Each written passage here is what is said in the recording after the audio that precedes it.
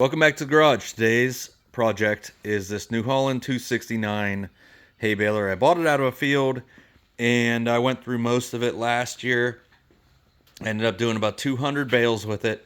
Everything worked pretty well, but I did notice on some of the bales this year that it is not cutting the bales. So I believe one of the things I didn't do is take the plunger out and check it. So I'm going to remove the plunger and check all the bearings and everything on it to make sure it is in good shape, and probably adjust it. I believe you adjust the tension pushing against it through there to push it closer to the knifes, and that is right there. There's a knife and there's one on the plunger. So I'm going to take these things both out. This one's obviously broken to get it out. So here,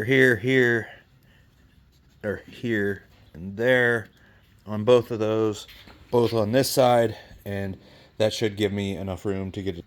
Okay, you should be able to see how big of a gap it is between that knife and the actual part of the knife on this side. So I got all six of those off. I'm going to be replacing them because they're all worn almost through, and the hardware makes it real hard to get off because it's worn too. So this baler's seen some bales. Take this off and drive this bolt down through so that this top part will slide out, and then I'm going to disconnect this arm here, and then it should be able to slide back. This is all that holds it, is this arm and that. This is a bolt that runs all the way through here. I loosen this up. It's got some play. Now I'm going to give it a hit to drive it down.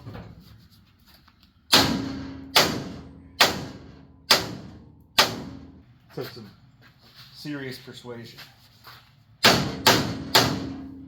Alright, now that I'm at this point, this is a brass hammer. Won't hurt the threads.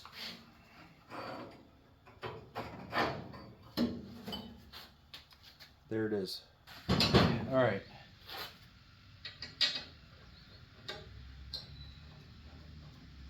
I'm going to leave the top bolt in just slightly.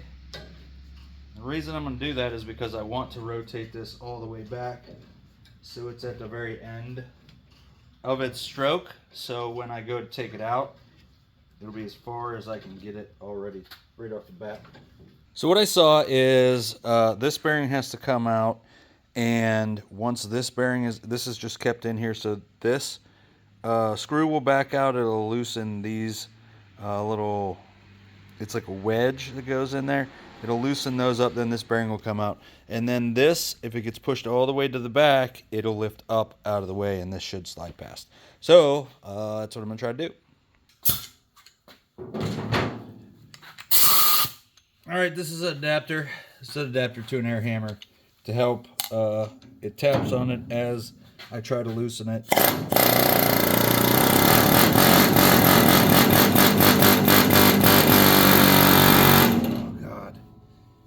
This is so tight.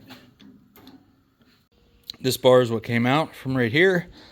All the nuts that came out real easy, a couple minutes. So now I'm going to extend this and see. I believe, so I pushed this back. So I believe the tucker fingers are all the way in the back. You can see they are. So that should be out of the way. So I'm going to rotate this on through, and hopefully it'll go.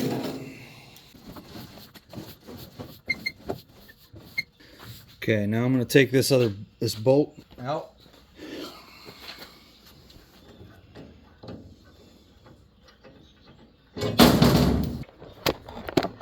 I don't know that I even had to take that out because that's all the way past it. So another 2 inches, and this should be able to drop down, I think.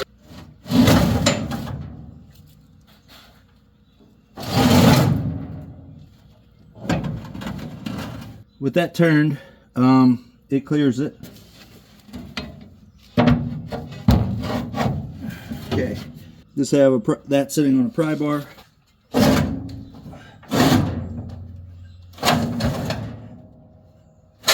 That's where the plunger is. Right now it's halfway out the chute. I'm gonna have to do a little bit of adjustment on this to make that flat, and then we'll try to slide that the rest of the way back. All right, so I got a piece of rope going around the top here basically, and I'm gonna try to just pull this at this point. I don't feel safe having my hands in there just because of all of the weight and mass, so.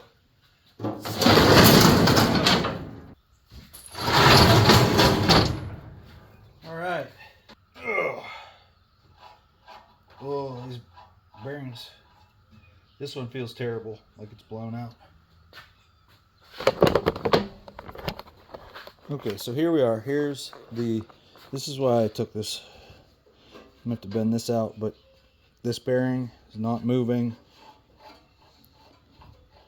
That one's moving all right. That's super rough.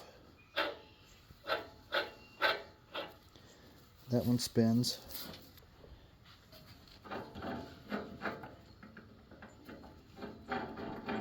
These two are probably the best ones of all of them.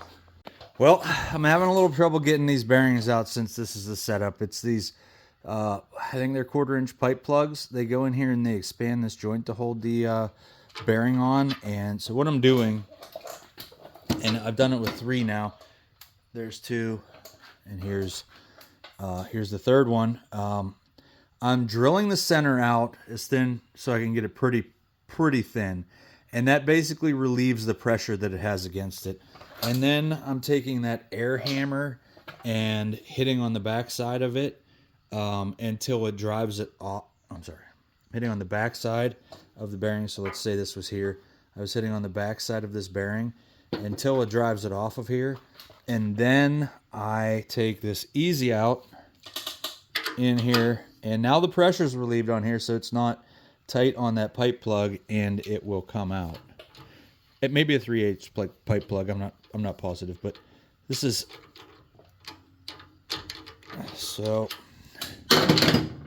And then it'll just come out. So instead of ruining these fittings and needing all new fittings and stuff, I'm able to save them by drilling it and popping this out. I'm now working on this bearing, and I took the bottom nut off and I loosened this.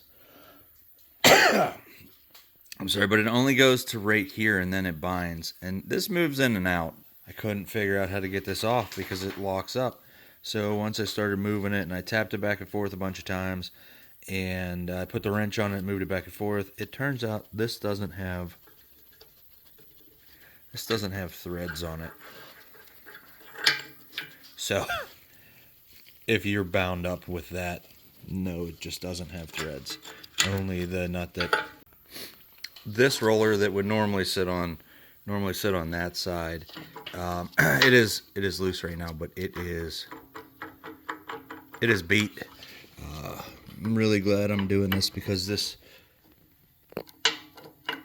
it would have caused me some issues. I think it's just one of these rollers right there, or one of those bearings with a cap over it. I'm gonna take it off and drive it out, and we'll see. All right, so here's this bearing again. We're just we're gonna try to use the air hammer and drive what I believe is a cap off of that bearing. I've got it in the vise. Let's see how this goes.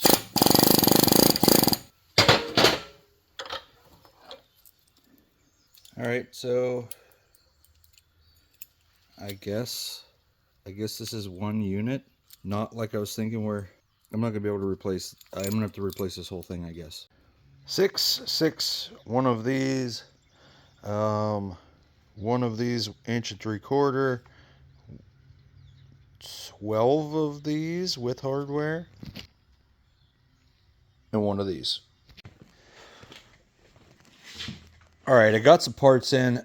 I looked up, I don't like this any more than anybody else, but Timken bearings were $60 a piece, and I needed 6 of them. I only paid $200 for this bearing. So unfortunately, I ordered these bearings from China. Well, off of Amazon. They're made in China. They are a direct replacement. I put a couple in already. They feel all right. Long term, they're not sealed. It doesn't look like they're sealed. I don't know that the other ones were either, but I could change these every like 4 years They were $40 for 4 of them, so $10 a piece versus $60 per with the Timken bearings. The ones that came off, they were Fafner bearings, and they lasted probably 50 years. I don't expect this hay baler to last 50 years. So I put these on here. This one I couldn't get out, so I am going to put that on. This bolt right here, this little assembly, is $100 with no bearing, just the bolt. So I'm going to put a bearing on here, and I'm going to put a bead weld, a little blob of weld to hold it on. I'm not going to spend $100 for that conical bolt. It's crazy. So I'm putting this back together. Another part, this lower wheel, there are aftermarket. There's another setup for this that New Holland has, and it uses one of these standard bearings. But I don't have that set up, so I was able to find this replacement also on Amazon. This was like $20, 20 some. I'll put links in the description down below, and then I got some miscellaneous hardware. The little plugs that go in to hold that are just 1/8 inch MIP countersunk pipe plugs. So I'll go ahead and reassemble this, and we'll move on.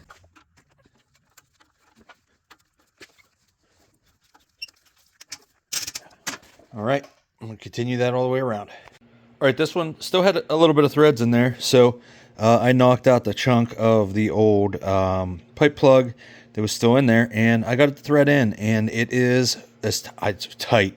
So I'm leaving it like that. Like I said, that little bolt, $100 by itself. It's crazy. All right, all the bearings are back on, and it's time to go back in. I have it just started in here. There's several things that are going to be in the way when I'm going back in. Some of them are these fingers here. I'm going to have to get them up out of the way, and there's one finger down there on the bottom. This only has one. I don't know. Newer balers have more, but there's just one there, one on the bottom. It's going to be in the way, 2 on top. So I'm going to push it in there until I get up to it, and then we'll go. And then we'll have to adjust this so it's pushing this the whole way over.